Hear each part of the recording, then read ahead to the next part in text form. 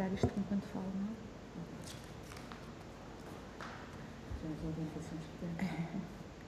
Boa tarde, eu penso que estamos em condições de dar início a esta audição. Cumprimento as senhoras e os senhores deputados que estão online. Não estão ainda todos os grupos parlamentares, mas vão juntar-se a nós assim que possível, dado que também estão com trabalhos parlamentares noutras comissões e grupos de trabalho. Começo por cumprimentar o Conselho Nacional de Ética para as Ciências da Vida, na pessoa da professora Rita Lobo Xavier, agradecendo desde já a disponibilidade para estar connosco hoje aqui. Eu vou dar conta do modo como se vai organizar a nossa audição. Nós estamos perante 6 diplomas que decidimos organizar em 2 grupos temáticos. Por um lado, os diplomas relacionados com a inseminação pós-mortem e, por outro lado, os diplomas relacionados com a gestação de substituição. No primeiro grupo temos um diploma, um projeto-lei do PS, um do PCP, um do Bloco de Esquerda e a Iniciativa Legislativa de Cidadãos. No segundo, da gestação de substituição, temos um projeto-lei do PAN e um projeto-lei do Bloco de Esquerda.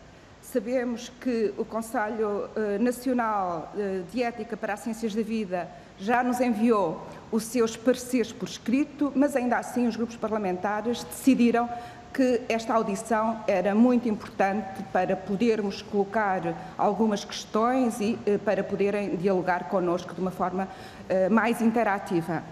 E neste quadro estabelecemos uma grelha de tempos. Estão previstas 2 rondas. Se os grupos parlamentares decidirem abdicar da segunda, falo-emos, se não, ela está prevista. Na primeira ronda haverá lugar a uma primeira intervenção por parte do Conselho Nacional de 10 minutos, depois intervenções de cada grupo parlamentar de 3 minutos e uma conclusão por parte do Conselho Nacional de 18 minutos. Se houver espaço para uma segunda ronda, os tempos também estão definidos, 1 minuto e meio para cada grupo parlamentar e 18 minutos para o Conselho Nacional de Ética para as Ciências da Vida. Assim sendo e definida esta metodologia, também adianto que está presente online a Sra. Deputada Sandra Pereira, do PSD, a Sra. Deputada Susana Correia, do PS e o Sr. Deputado Pedro Delgado Alves, do PS. Assim sendo, daria então a palavra à Sra. Professora Rita Lobo Xavier para nos fazer a apresentação de 10 minutos, à qual seguirão depois as perguntas e as intervenções dos grupos parlamentares. Sra. Professora, faz favor dar-lhe a palavra. Boa tarde.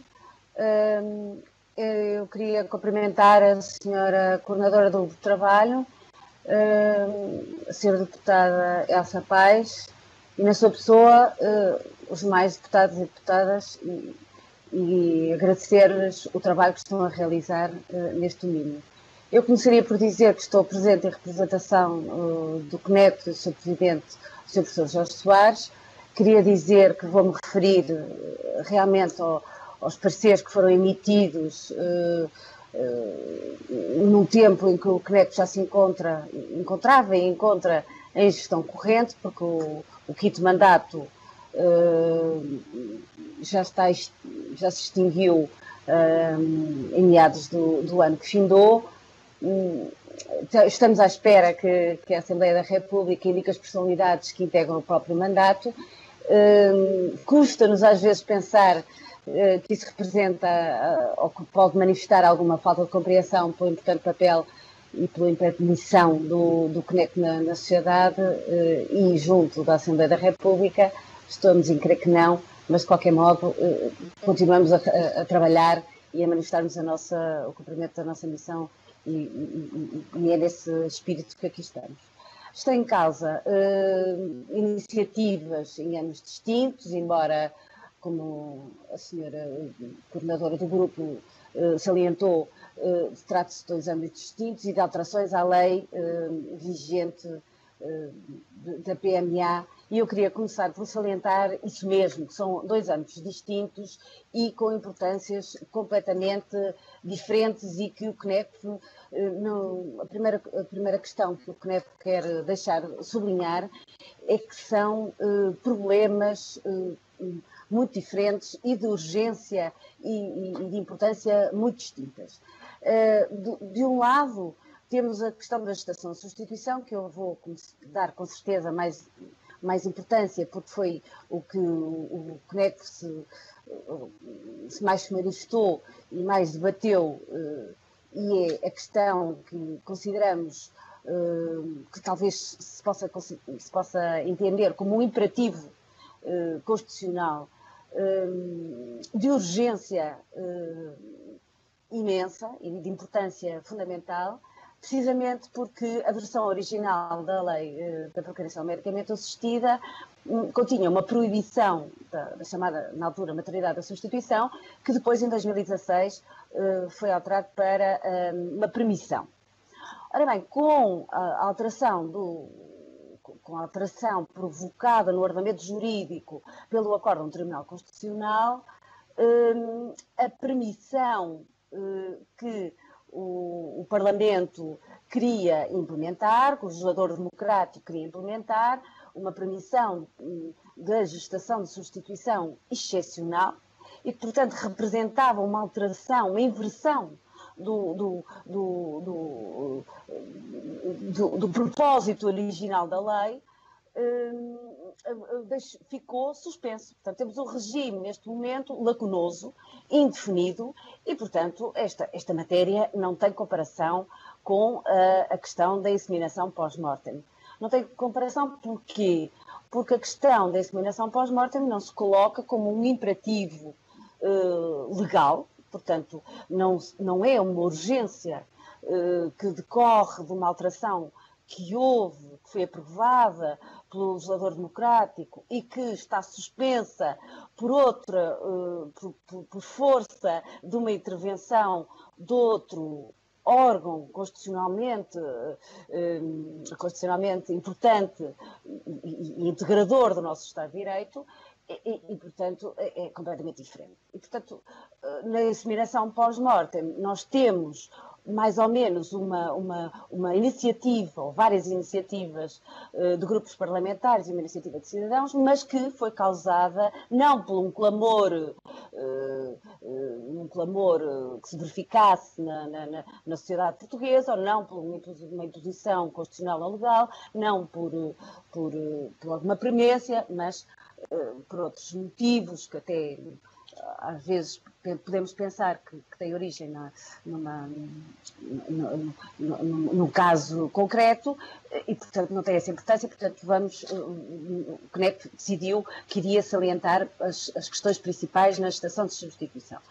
E as questões, o debate que nós tivemos junto do CNEF, no seio do CNEF, foi um debate que partiu do ponto de vista do legislador democrático em 2016. Alterar a visão inicial da lei. A visão inicial da lei era a proibição, passou a ser a compreensão de um projeto parental através de um auxílio de uma gestante, que depois ficou paralisado precisamente no seu equilíbrio, no equilíbrio que o legislador democrático tinha dado inicialmente. Pelo motivo que o Tribunal Constitucional considerou fundamental um elemento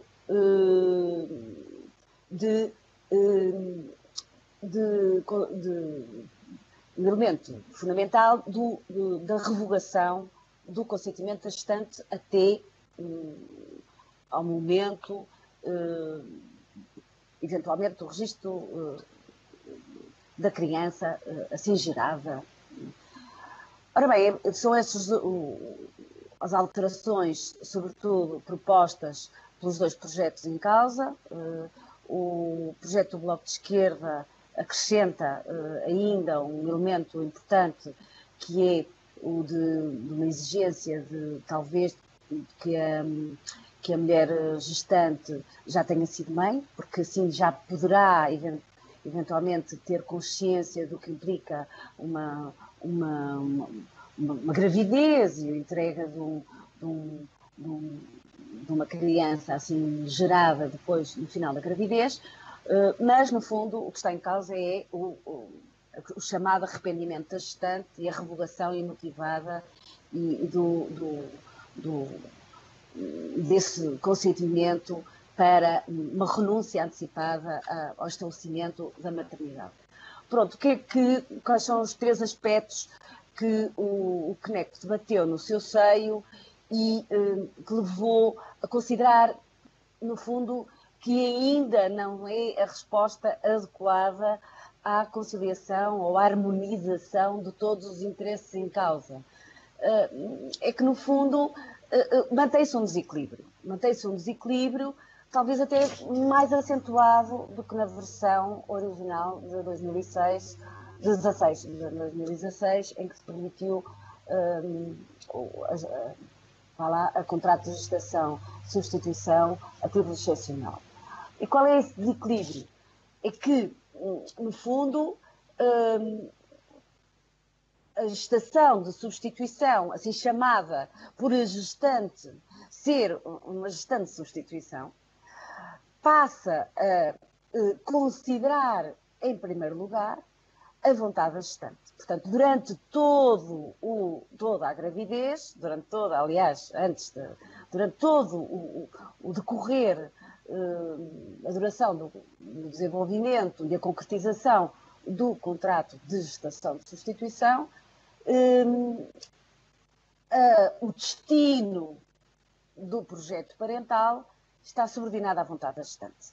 E, portanto, só há uma incerteza quanto ao desfecho do projeto parental. Só no fim é que se consegue, no fundo, ter a certeza quanto ao destino da criança. Portanto, é um contrato de gestação de substituição, se for.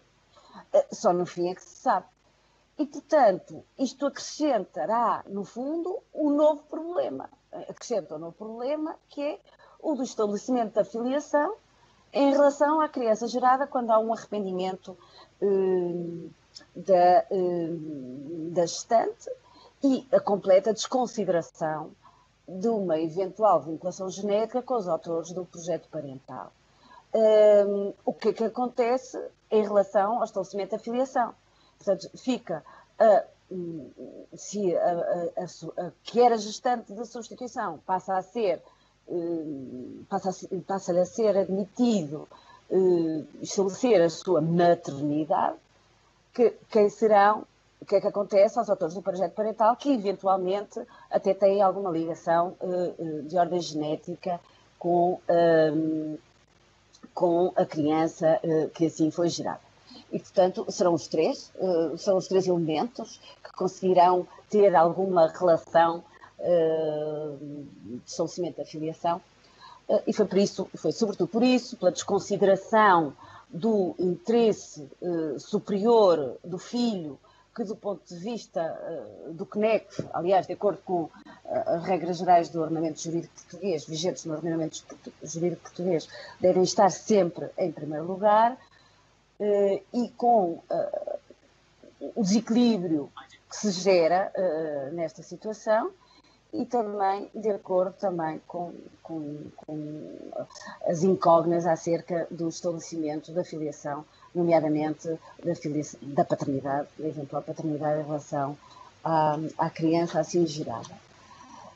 E, portanto, continuamos a achar que, do ponto de vista da reflexão ética, a Assembleia da República tem que continuar a estar a ser interpelada quanto a estes aspectos do interesse superior da criança, a consideração de que os autores do projeto parental, nem os autores do projeto parental, nem a mulher que colabora no projeto parental de outrem, são os únicos interessados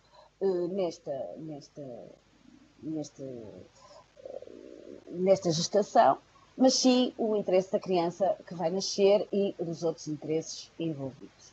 Senhora professora, eu pedia para concluir, já passámos o nosso tempo. Pronto. Quanto à inseminação pós-mortem, a nossa questão é só sobre dois equívocos fundamentais. O equívoco fundamental de que foi alterado o paradigma da procriação medicamente assistida com as alterações de 2016, que não foi. A procriação medicamente assistida continua a ser uma forma de procriação subsidiária. E, por outro lado, o outro equívoco fundamental, que inseminação pós-mortem é a mesma coisa que transferência pós-mortem de embriões, que é completamente diferente. Muito obrigada pela vossa atenção. Obrigada, Sra. Professora, pela análise que nos trouxe e pela exposição que acabou de nos fazer, que seguramente vai suscitar bastantes comentários por parte dos grupos parlamentares. Sendo assim, passaria a palavra ao grupo parlamentar. Não sei se há algum pedido expresso de alguém, se não, sigo a ordem normal nestas matérias. Passaria então a palavra ao grupo parlamentar do Partido Socialista. Temos 2 deputados. Penso que será a Sra. Deputada Susana Correia que vai falar. Passar-lhe a palavra, Sra. Deputada, faz favor. Obrigada, Sra. Coordenadora. Agradecer à professora doutora Rita Lopes Xavier, em representação do Conselho Nacional de Ética para as Ciências da Vida. Agradecer também o parecer já emitido por este Conselho Nacional de Ética e que nós tivemos acesso às ruas reflexões que temos por escrito. Queria só dizer que nós consideramos esta lei uma lei inovadora e havia aqui uma grande preocupação do Partido Socialista no alargamento à integração de todas as mulheres, não considerando aqui um caso pontual ou isolado, alguma questão em particular, mas para dar resposta a todas as mulheres, tendo em conta a discriminação que nós entendíamos que este artigo tinha no alargamento, no acesso às mulheres, no acesso à procriação medicamente assistida. Temos bem presente que qualquer alteração deverá respeitar a dignidade da pessoa humana, salvaguardar o superior interesse da criança, reconhecendo as insuficiências da lei geradoras destas potenciais injustiças que eu já fui referindo. O grupo parlamentar do Partido Socialista elaborou esta proposta, que a Comissão para a Ética e Ciências da Vida teve acesso, esta proposta do pós-mortem. Nós consideramos que é de alimentar injustiça permitir que a mulher pudesse aceder a uma técnica de PMA de um dador anónimo e não o poder fazer à inseminação com o sêmen do marido, quando pode haver um projeto parental pré-acordado e um projeto de vida. Propusemos esta alteração para que se combatam injustiças e se reponha a igualdade e pensamos que, de uma forma universal, poderemos dar aqui a resposta a isto que tem sido injustiça ao longo dos tempos. Somos por este novo alargamento para permitir que as mulheres, querendo, possam construir um projeto parental claramente estabelecido, por escrito, e que tenha em fim e que tenha em defesa salvaguardar, como eu já disse, o superior interesse da criança e a dignidade da pessoa humana. Não me querendo alongar muito, até porque o parecer estão claros, eu questiono se este articulado que o PS apresentou para ultrapassar estes pontos, que eram pontos geradores de injustiça e desigualdade que referimos, se temos aqui uma evolução positiva nesta característica. E esta preocupação, gostava de ver melhor esclarecida esta preocupação que apresenta, esta reserva que manifestam com uma possível alteração legislativa no sentido proposto, ligada à questão da ética que nos deixou aqui na inicial intervenção. Obrigada. Muito obrigada, Sra. Deputada. Ainda temos alguns segundos. Não sei se o Sr. Deputado Pedro Delgado Alves quer também tomar a palavra. Muito telegraficamente, muito obrigado, Sr. Presidente. Tinha de facto só uma questão que se prendia com o projeto da inseminação pós-mortem. No fundo, a Sra. Professora, a quem agradeço o parecer em nome do PNCB e a intervenção, dava nota que haveria aqui, ou se elaboraria num equívoco, quanto a se equiparar ou se pretender entender que a inseminação pós-mortem e a transferência pós-mortem de embrião seriam a mesma realidade. Eu penso que, enfim, da perspectiva do autor, não se desconhece a distinção, quer das técnicas, isto é, do momento em que nos encontramos e a diferença entre as duas realidades. A pergunta que por isso gostávamos de deixar formulada era de saber se as diferenças que existem quanto ao momento e quanto à técnica da perspectiva da natureza da intervenção se são suficientemente ponderosas para, por alguma razão, não permitirem concluir o projeto parental comum daquele casal, que foi interrompido pelo falecimento de um deles, especialmente naqueles casos em que a recolha tem como finalidade prevenir ou a infertilidade ou o risco de morte do marido. E, portanto, saber se esta diferença que existe entre estas duas realidades seria suficientemente justificativa para impedir a concretização de uma vontade esclarecida e manifestada em momento anterior por ambas as partes, em que apenas o facto de, por hipótese, o falecimento ocorrer num momento cedo demais ou inesperadamente cedo, deve comprometer a conclusão ou a possibilidade de conclusão do procedimento até ao final. Porque a questão para nós, fundamentalmente, é esta, e a alegação de que existem momentos para lá da morte do dador que ainda assim, na lei em vigor, habilitam essa intervenção. A nossa pergunta é porquê apenas alguns, quando ele assenta numa vontade querida e esclarecida de ambas as partes. É isto. Muito obrigado. Muito obrigada, Sr. Deputado. Passaria então a palavra, penso que já está entre nós, Sra. Deputada Sandra Pereira. Passar-lhe a palavra. Não está interessada em falar? Dispensa? Pronto. Penso que a Sra. Deputada Sandra Pereira não quer colocar nenhuma questão à Sra. Professora e, assim sendo, não temos mais nenhum grupo parlamentar, nem online, nem presente, portanto, daria novamente a palavra à Sra. Professora para responder ou para o comentário que considerar oportuno relativamente às questões aqui introduzidas. Faz favor. Muito obrigada. As questões realmente são as questões fundamentais. Fico muito agradecida pelas questões, porque eu não tive a oportunidade, gastei o meu tempo todo e não tive a oportunidade para me pronunciar sobre as questões fundamentais da inseminação pós-mortem. Então eu passaria a responder a ideia básica que a Sra. Deputada Susana Correia apresentou e sobre a questão das injustiças e da desigualdade, portanto, assente na questão da desigualdade e da autonomia das mulheres, que é exatamente são valores éticos fundamentais, obviamente, que preocupam e que vão ao encontro foram ponderados, obviamente, pelo Conselho Nacional de Ética para as Ciências da Vida. A questão é, em primeiro lugar, se tem relevância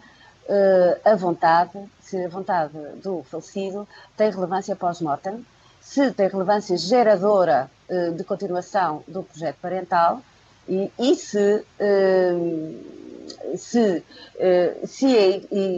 equivale a ideia de que se esse projeto parental equivale a um projeto parental de uma mulher só com recurso a sêmen de dador anónimo, que é o que parece que está na base da argumentação de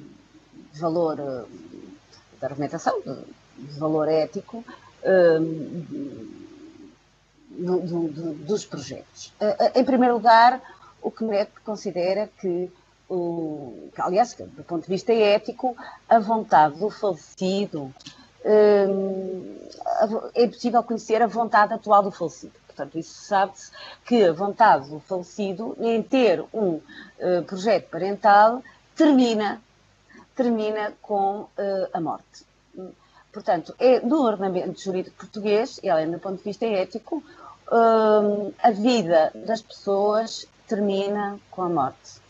E, portanto, não tem relevância pós-mortem a vontade do falecido. Portanto, não é pelo facto de o falecido ter deixado escrito que quereria que o seu sêmen fosse utilizado, que ele vai ser utilizado. Não é homenagem à vontade do falecido.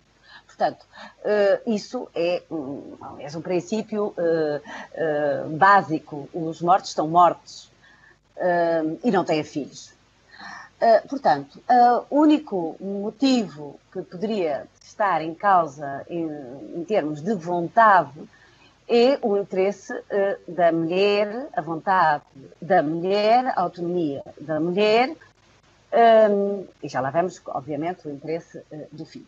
A autonomia da mulher, mas a mulher só pode utilizar os gantas do marido se ele tiver autorizado. É neste sentido que ele deu autorização. Mas não é em homenagem ao cumprimento de uma vontade do marido, não é? Pelo menos estabelecido. Portanto, não é um projeto parental de ambos, é um projeto da mulher.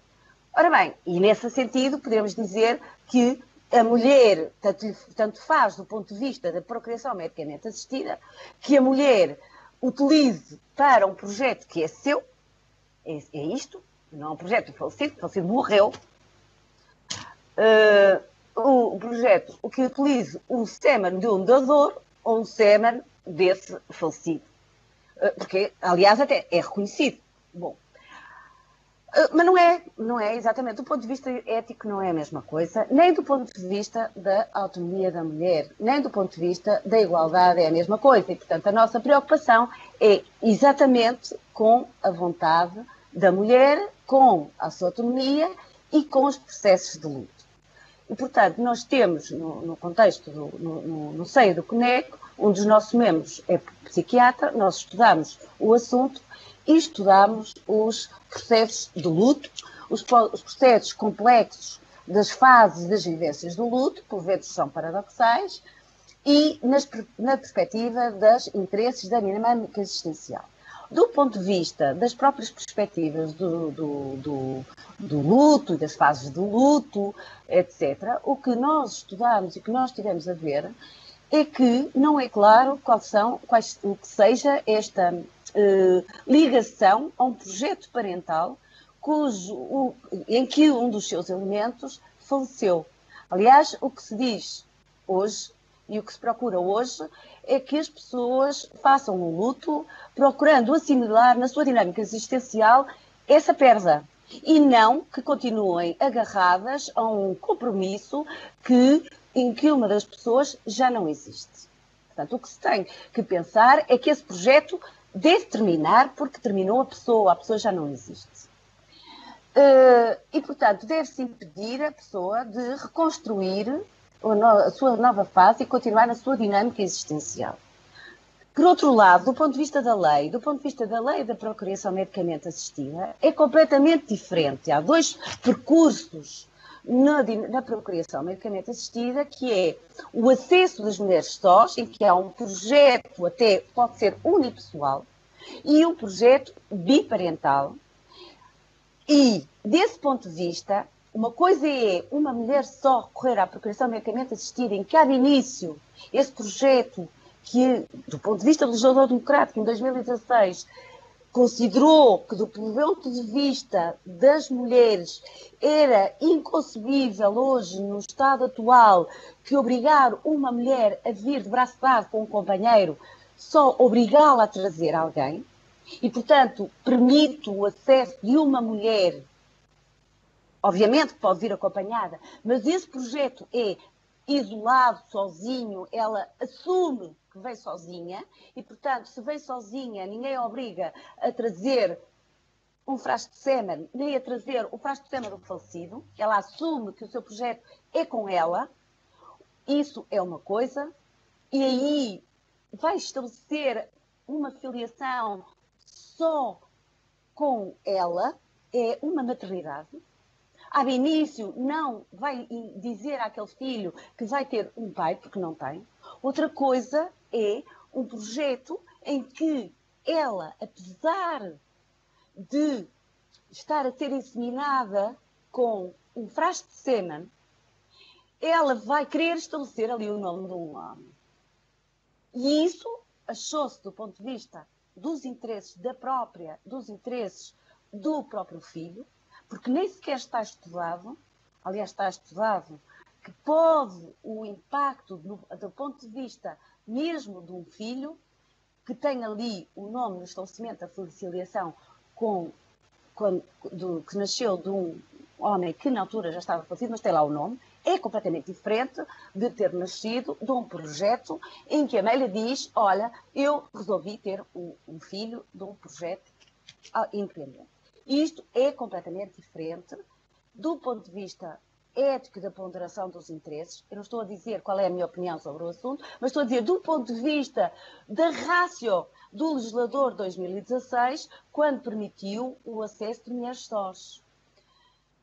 Quanto à pergunta do Sr. Deputado Delegado, quanto aos embriões, há também uma diferença fundamental, que é a ligação à recusa do consentimento, que aliás vem no artigo 14 da Lei da Procuração Medicamente Assistida, que é a revogação do consentimento para a PMA pode ser dada logo que haja, portanto, quando é que pode haver a revogação do consentimento? Quando até o início dos processos terapêuticos. O que é que se tem entendido que é o início dos processos terapêuticos? Pronto, não é a recolha de sêmen. A própria recolha de sêmen, depois de haver recolha de sêmen, tem-se entendido que ainda aí pode haver revogação do consentimento dos beneficiários. Porquê? Porque realmente o sêmen é, aliás, como os ovócitos, não há aqui diferença fundamental, são gametas. Ora bem, no embrião já não é a mesma coisa que os gametas quando são separados. Portanto, há aqui uma diferença fundamental que é indiscutível, mesmo para quem não queira dar um estatuto pessoal ao embrião, mas há uma diferença fundamental entre os gametas isolados, masculinos ou femininos isolados, e o embrião. E, portanto, uma coisa é quando já está gerado um embrião e que, portanto, há que, do ponto de vista da destruição dos embriões, o que é que se faz aos embriões quando há o falecimento, ou quando já há a revogação de consentimento, ou quando a mulher até se pode recusar a que seja implantado um embrião, porque pode ser, não há nenhuma força humana que possa obrigar uma mulher, mesmo depois de todos os consentimentos possíveis e imaginários, que seja transplantado um embrião. O que é que se faz a esse embrião, ou o que é que se fazem aos embriões sobrantes, etc, etc. Isto é um problema completamente diferente do que é que se faz ao sêmen guardado. E, portanto, é essa a diferença fundamental que pode justificar e que justifica, do ponto de vista ético, também que haja uma diferença entre a inseminação pós-mortem e a transferência pós-mortem de embriões. É que na transferência pós-mortem de embriões nós já temos vida humana em processo de desenvolvimento e já temos é diferente. Deste ponto de vista, o estatuto ético do embrião é diferente do estatuto ético do sêmen ou do ovócito. Não sei se consegui esclarecer o ponto de vista do CNEP.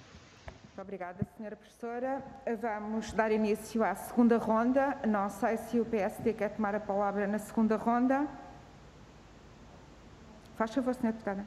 Sra. Presidente, muito obrigada. Eu só não usei da palavra porque estava a resolver um problema pessoal urgente e iminente e só por isso. Naturalmente que também não consegui assistir à audição desde o início, mas vou assistir. Quero cumprimentar a Sra. Professora, tenho a certeza absoluta que os contributos que trouxe aqui são importantes.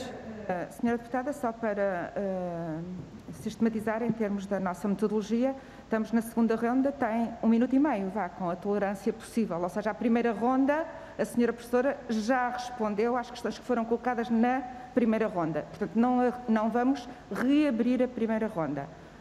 Estamos na segunda ronda e os grupos parlamentares têm 1 minuto e meio, com alguma tolerância, obviamente no que diz respeito a esta matéria, mas estamos numa segunda ronda, não na reabertura da primeira. Só queria deixar isto claro.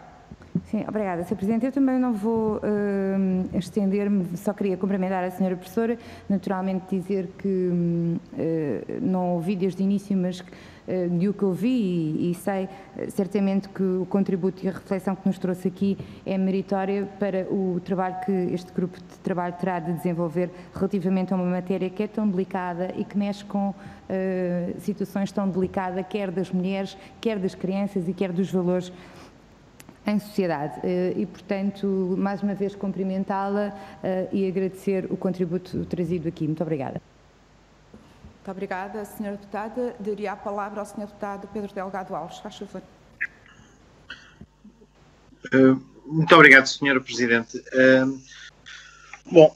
Tentando sistematizar as questões. Bom, em primeiro lugar, a questão que foi invocada da questão do dador anónimo, de poder já ter falecido, não é um argumento, mas não é um argumento decisivo. Ele apenas parece-nos que evidencia o facto de o direito e a ordem jurídica na lei em vigor não ficar chocado com a utilização do sêmen após a morte do seu dador, neste caso sendo anónimo, e portanto se não fica chocada numa circunstância destas em que ele é anónimo e nem sequer pode existir, digamos, o projeto parental comum de ambos consentido, enfim, por maioria de razão não deverá ficar chocada a ordem jurídica quando ele é utilizado. Isso resulta de um projeto parental comum. E é esse o ponto em que a intervenção da Sra. Professora me deixa um pouco perplexo. Porque eu não sei se está a comentar as iniciativas que foram apresentadas, porque elas são todas claras neste ponto da inseminação pós-mortem, serem assertivas quanto ao facto de ser um projeto parental comum. A Sra. Professora dava nota em vários momentos de que aqui a vontade da mulher, o seu desejo,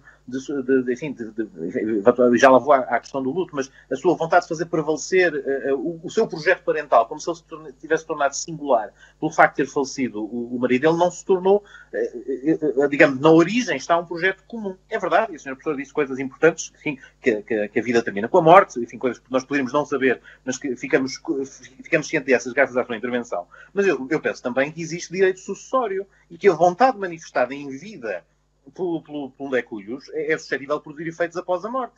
E é isso que está aqui em causa. Um projeto parental comum consentido livremente e esclarecidamente por duas pessoas que, precavendo-se da possibilidade de uma delas poder ficar infértil e se poder redundar numa situação destas. Ou, alternativamente, de poder ocorrer a morte mais cedo do que o esperado e se poder ultrapassar-se com, digamos, com a prevenção ou com a cautela através de um procedimento de inseminação com recurso a técnicas da PMA que possam passar pela inseminação pós-mortem. Porque, levado ao absurdo, o argumento da Sra. Professora, no fundo, diria que uma mulher que tivesse a infelicidade de ver o marido falecer no momento em que está grávida, sem ainda ter concebido, naturalmente isto teria implicações ao nível da manifestação da vontade de ser na base daquele projeto parental, na medida em que, de alguma maneira, o desaparecimento do pai pelo falecimento, de alguma maneira, revogaria ou tornaria irrelevante a vontade manifestada no passado. Seguramente, não estou a dizer que não são coisas diferentes, que uma mulher está grávida não é diferente de haver um embrião e não é diferente de apenas haver sêmen que pode ser utilizado no início de um processo de inseminação. Mas aqui o elemento decisivo, e era esse pelo qual eu pedi um comentário, que era a vontade que nós aceitamos na ordem jurídica poder produzir efeitos depois da morte, porque é que neste caso é desconsiderado? Depois, quanto à questão que também coloca, e essa talvez a mais relevante, era aquela sobre a qual eu pedia talvez eu sei que consta já do parecer, mas que era importante também percebermos. A questão do processo de luto é de facto importante. Mas eu penso que ela se coloca no plano de saber se a vontade da mulher, quando opta por levar a termo o projeto parental comum e, portanto, desencadear as técnicas PMA, se ela é uma vontade livre e esclarecida. Eu acho que só pode relevar nesse ponto. Só nesse ponto é que nos pode interessar se eventualmente a dimensão da situação em que se encontra ser de tal forma enfim, disruptiva do seu estado anímico para tornar a vontade, para que ela tenha deixado de ser livre e esclarecida. Porque, de resto, naturalmente sendo importante que uma pessoa seja acompanhada para ultrapassar a sua perda, estar a ordem jurídica a substituir-se à sua própria capacidade e capacidade de decidir como é que lida com essa perda, que pode passar, designadamente, para a conclusão do processo parental comum, parece-me é condescendente. Para concluir, estava aqui um bocadinho distraída. Vou só concluir. Parece condescendente em relação à autonomia da mulher que quer concluir este processo. Portanto, verdadeiramente, parece-nos que esta é eminentemente uma questão de vontade, de demonstração de vontade, e ela é que tem que ficar bem balizada, E, portanto, o facto de estarmos numa fase mais ou menos avançada, e esse é o ponto que terminava mesmo, é o ponto em que a intervenção do Sr. Professor me pareceu contraditória, porque dá nota que há um embrião gerado, para algumas pessoas até pode já ser uma manifestação do início de vida. Mas nesse caso não choca a ordem jurídica, nem poderia deixar de ser outra coisa, que a mulher não seja obrigada a prosseguir e haver a implantação. Mas, ao contrário, usamos este argumento para dizer que numa circunstância em que ainda assim que não exista, mas há uma vontade de desencadear o processo, que já ultrapassámos largamente o nosso tempo, peço para concluir. E concluir, ficamos um pouco confusos com a posição do Conselho neste ponto, porque parece-nos que subvaloriza a vontade clara, comum, consentida em vida, e que produzirá efeitos depois da morte, como qualquer disposição testamentária, pelo menos desde o direito romano, também o faz. Senhor Deputado Pedro Delgado Alves, eu também não resisto a colocar uma questão muito rápida no que diz respeito à gestação de substituição, e dado que há dois projetos que pretendem, na lógica dos proponentes, promover a conformidade da lei com o acórdão do Tribunal Constitucional, no quadro das questões levantadas pelo Tribunal, da livre revelação de consentimento da gestante, da instrumentalização da mulher e de ser reduzida a uma máquina de gestação, portanto, no quadro de se poderem ultrapassar essas questões, e dado que a CNEV tem um parecer desfavorável às propostas que estão apresentadas pelos grupos parlamentares, eu gostava de saber se existe alguma proposta da CNEV que nos permita ultrapassar esta desconformidade para podermos evoluir no sentido do aprofundamento da lei, de modo a que estas questões levantadas pelo Tribunal Constitucional possam ficar ultrapassadas, portanto, no sentido de tornar inequívoca que a lei está em conformidade com aquilo que a Constituição recomenda. Portanto, gostava também de lhe colocar esta questão, se existe alguma proposta concreta por parte do CNEV que nos permita evoluir neste processo legislativo. E passar-lhe novamente a palavra, Sra. Professora, agora com penso que são 6 minutos, com 6 minutos.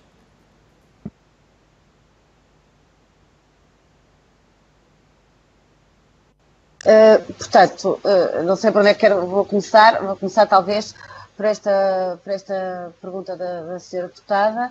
Eu lembrava que o CNEC tem outros pareceres sobre a gestação de substituição, não é só este.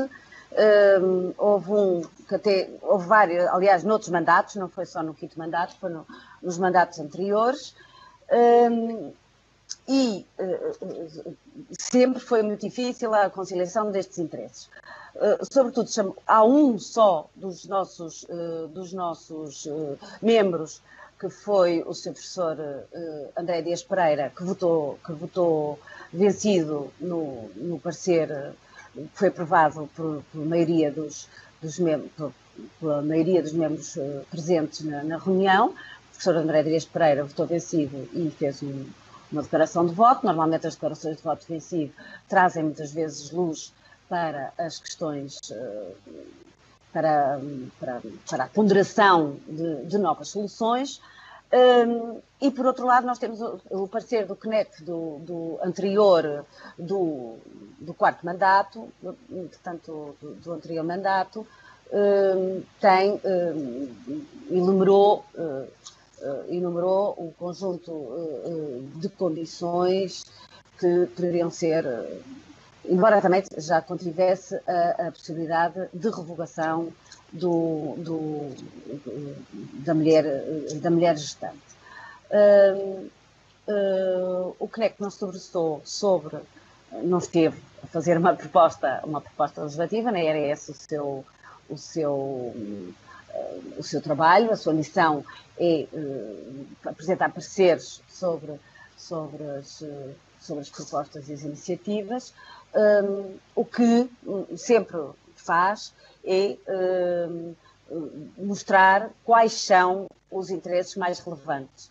E os interesses mais relevantes é a consideração, e aponta sempre a consideração do superior interesse da criança, e neste caso a ideia, se é uma gestação de substituição, a ideia de que o levar uma gravidez por conta de outrem tem sempre repercussões muito importantes no contexto da própria criança que está a ser gerada, porque o facto de, isto foi bastante sublinhado em todos os pareceres, o facto de uma criança estar a ser gerada para ser rejeitada, neste momento, dizem todas as investigações das neurociências e das ciências epigenéticas, que pode prejudicar grandemente o desenvolvimento da criança. Portanto, isto põe seriamente em causa o próprio interesse da criança em ser gerada desta maneira. Isto é o que eu queria dizer sobre este assunto. Em relação ao Sr. Deputado Delgado Alves, eu queria dizer que a ideia de que existe um projeto parental comum e que a força jurigénica em vida tem efeitos pós-mortem, isso também Codera demonstrando, pois esse é o ponto. Será que todos os nossos projetos podem ser postos podem ter efeitos jurigénicos pós-mortem? Isso não é tanto assim. Nem tudo o que se pretende que tenha efeitos jurídicos pós-mortem, o tem. E, portanto, foi exatamente esse o ponto que o CNEF quis dizer. Só a vontade da mulher é que pode gerar esse projeto. O projeto já não é do homem. E, portanto, era um projeto comum, mas não está cá o homem na sua dinâmica existencial. O homem já não está cá para ser pai. Tenho muita pena, o homem morreu, já não está cá. Portanto, aquilo que era um projeto comum só está numa ideia, as pessoas não vivem, ele morreu. E, portanto, isso só existe numa ideia, numa imagem. E, portanto, a única força geradora que tem é a vontade da mulher. E, portanto, isso é uma falácia dizer que existe um projeto parental comum. Não existe. Existe um projeto que a mulher se agarra porque tem a ideia que é comum, mas já não é comum. É diferente quando ela transporta na sua barriga o seu filho. Isso é diferente. O que é que sabe fazer? Muitas vezes há mulheres que nem suportam olhar para o filho que deram à luz, se lembram do pai que morreu. É uma pena. Mas o que é que sabe fazer? Só matando. Agora, estar a ordem jurídica, o Estado, a colaborar com uma ideia que até pode ser patológica de um projeto parental comum que já não é comum, que só assenta na vontade de a mulher querer perpetuar aquele projeto parental que já não é comum, isso pode ser altamente prejudicial. O que devemos ajudar é a mulher, dizem os psiquiatras, a ultrapassar essa ideia. Quanto à ideia de interessar o soldador de Gantas está vivo ou morto, isso é indiferente, não tem absolutamente relevância nenhuma, porque isso é um projeto da mulher só.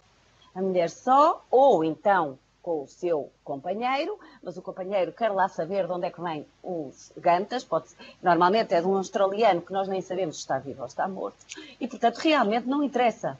O dador de Gantas não interessa. Interessa, neste momento, porque o Tribunal Constitucional até veio dizer que não é anónimo, não é confidencial, hoje para o futuro, até a criança foi reconhecido o direito até a chegar, vamos lá saber como, à identidade do dador, mas até pode estar falecido. E, portanto, isto é uma falácia também. O autor, ele não é autor do projeto parental.